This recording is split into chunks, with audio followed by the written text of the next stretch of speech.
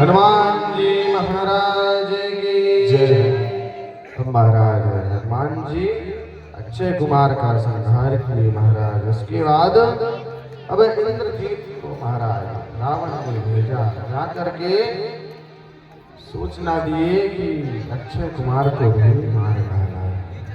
तुरंत इंद्रजीत अपने ज्येष्ठ पुत्र इंद्रजीत को भेजते हैं, जो इंद्र को भी जीत लेता था, इसीलिए उसका नाम इंद्रजीत पड़ा महाराज। इंद्रजीत आज चला लेकर के सेनाओं को महाराज आगे बढ़ता है, जाता है, देखता अशोक वाटिका में हनुमान जी को आकर के महाराज हनुमान जी से युद्ध होने लगता है। महाराज उसने ब्रह्मास्त्र का साधन किया। हनुमान जी सोचे कि अगर मैं ब्रह्मास्त्र को नहीं मानता तो ब्रह्मास्त्र की प्रतिष्ठा डाउन हो जाएगी, प्रतिष्ठा उसकी घट जाएगी, इसलिए मैं बंधन में बंध ही जाता हूँ। इंद्रजीत ने ब्रह्मास्त्र का साधन किया, हनुमान जी बंदी बन गए महाराज ब्रह्मास्त्र में, और नाग की फांस में बांध करके इंद्रजीत हनुमान जी को रावण की सभा में ले जाता है महाराज। अब हनुमान जी को रावण की सभा में ले जाया गया।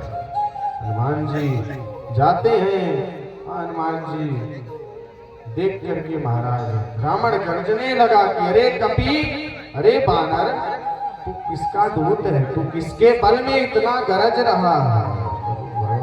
हनुमान जी कहते हैं अरे मूर्ख, तू भी इतना गरज रहा है जो ना, वो भी मेरे प्रभु श्री राम के ही बल से इतना गरज रहा है। इस प्रकार से हनुमान जी रावण को कहते हैं। तो रावण विचार करता है, कहता है अरे सभा सभी से मंत्री गणियों से महाराज पूछता है कि ऐसे दुष्टों का क्या करना चाहिए, उसको मृत्यु दंड दे दे। महाराज कुछ मंत्री ये कहते हैं कि इसको मृत्यु दंड दे दिया जाए, कुछ विद्वान कहते हैं कोई भी दूत हो, किसी का दूत हो, दुश्मन का भी दूत आए तो उसे कभी अपमानित नहीं करना चाहिए, उसे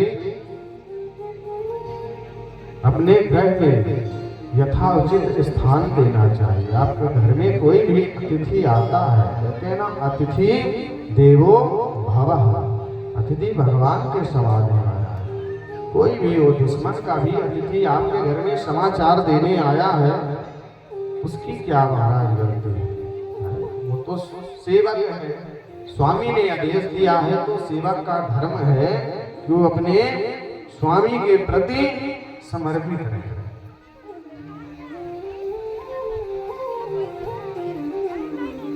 जब महाराज इधर एक बार कंस ने अक्रूर जी को बुलाया आधी रात ब्रिज में निमंत्रण के लिए, कि अक्रूर जी को याद किया आधी रात्रि में कि हे अक्रूर जी आप मेरे परम मित्र हैं।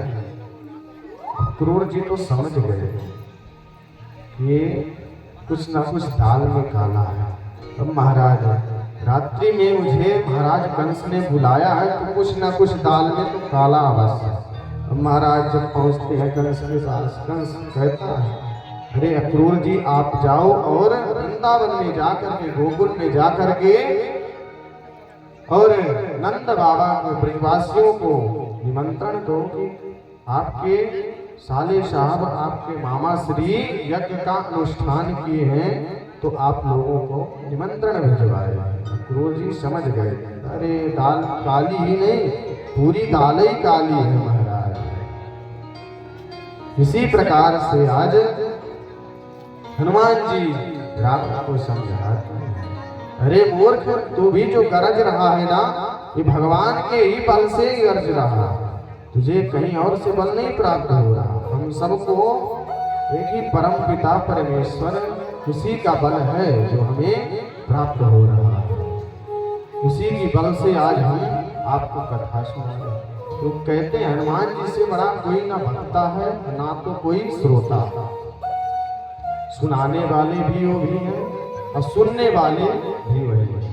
हम आप तो इस कान से सुने, इस कान से निकाल दिए, लेकिन हनुमान जी ही सुनते हैं। कहते हैं जहाँ भगवान के चरित्र का गायन होता है, जहाँ भगवान के कथा का गायन होता है, वहाँ भगवान किसी न किसी रूप में अवश्य आते हैं, दर्शन देते हैं। आपके समक्ष तो स्वयं हनुमान जी और वानरी सेना के समक्ष विराजमान है। बोले सियावल रामचंद्र की जय, हनुमान जी महाराज की जय। इस प्रकार से हनुमान जी रावण को समझाते हैं, लेकिन तब विभीषण जी आते हैं, कहते हैं भ्राताश्री, दूत को कभी मारना नहीं चाहिए। रावण कहता उसके साथ क्या किया जाए, छोड़ दिया जाए कि मार दिया जाए, बता तेरे साथ क्या किया जाए। महाराज विभीषण जी कहते हैं कि कब की ममता पूछ पर, कभी की बड़ी ममता। बानरों की पूंछ अगर आप टच कर देंगे ना तो आपको बिना काटे हुए नहीं मानेंगे। यहाँ भी हमारे हनुमान जी की सेना भागती है, तो अगर आप लोगों को आजमाना हो तो महाराज इस घाट में यहाँ करके आजमाइएगा। यहाँ भी सेना भागती है तो उनकी पूंछ को पकड़िएगा एक बार, तो आप लोगों को शायद अंदाजा हो। अगर किसी को प्रमाण चाहिए, कहते हैं प्रत्यक्षम किम प्रमाण, आज कल दुनिया प्रत्यक्ष प्रमाण मांगती है। साइंटिस्ट भी कहते हैं अरे कथा क्या है, जो हमें इस संसार सागर से तार दे वही तो कथा है, जो हमारे अंदर से पाप को निकाल दे इसी को कथा कहते हैं। लेकिन साइंटिस्ट महाराज कुछ बहुत नहीं, कुछ जो भगवान के चरित्रों को नहीं श्रवण करते वही कहते हैं छोड़ेंगे न हम तेरा साथ।